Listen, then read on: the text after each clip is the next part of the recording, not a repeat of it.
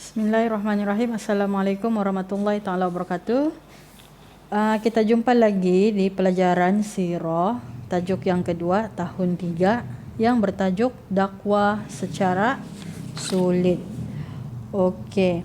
Jadi ustazah akan menerangkan secara ringkas tajuk tahun 3, tajuk yang kedua sirah tahun 3.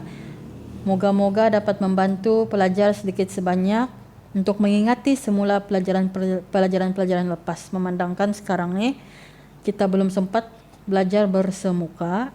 Jadi mudah-mudahan dapat membantu pelajar untuk ingat semula pelajaran daripada tahun 3, tahun 4 dan tahun 5. Okey, mari kita mula. Bismillahirrahmanirrahim. Dakwah secara sulit.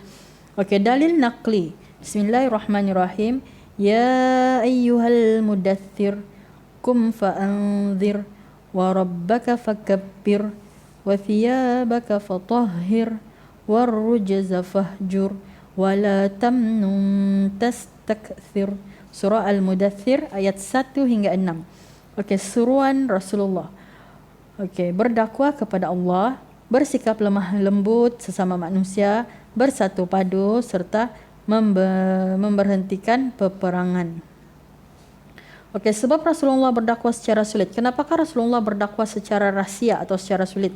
Okey, yang pertama, ajaran Islam yang bertentangan dengan amalan masyarakat setempat. Okey, yang kedua, supaya tidak dapat dikesan oleh kaum Quraisy. Yang ketiga, mengelakkan penentangan terbuka kaum Quraisy. Dan yang keempat, mengelakkan masyarakat Arab jahiliyah terkejut dengan sesuatu yang baru. Jadi Rasulullah ketika itu menyebarkan dakwah secara rahsia dari kalangan yang terdekat dulu, daripada kalangan keluarga. Sebabnya kenapa? Itulah sebab-sebabnya ajaran Islam yang bertentangan dengan amalan masyarakat Arab jahiliyah.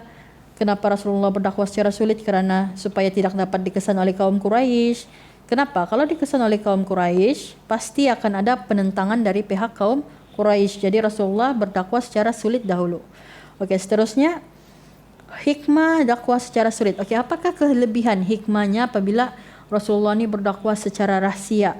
Okey, pertama, ajaran Islam diterima tanpa gangguan. Okey, tanpa gangguan. Ajaran Islam ni diterima tanpa gangguan. Kedua, penentangan terbuka dapat dihindarkan.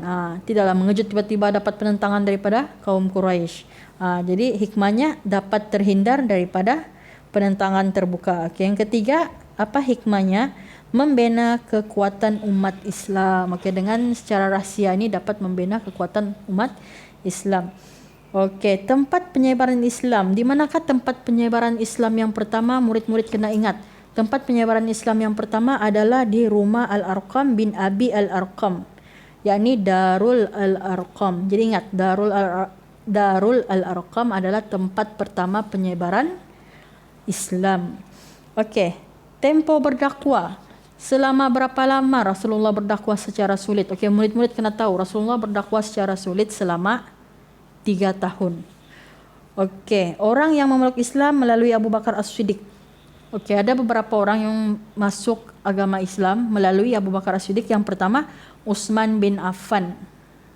Okey, orang yang kedua, Zubair bin Awam.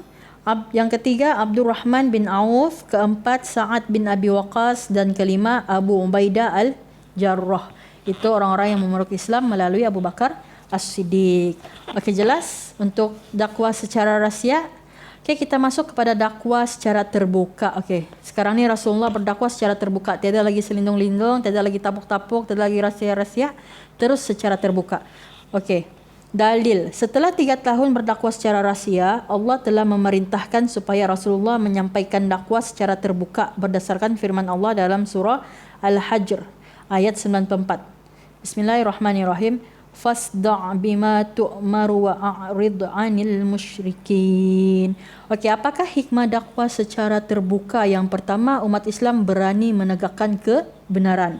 Kedua, akidah penganut Islam mantap.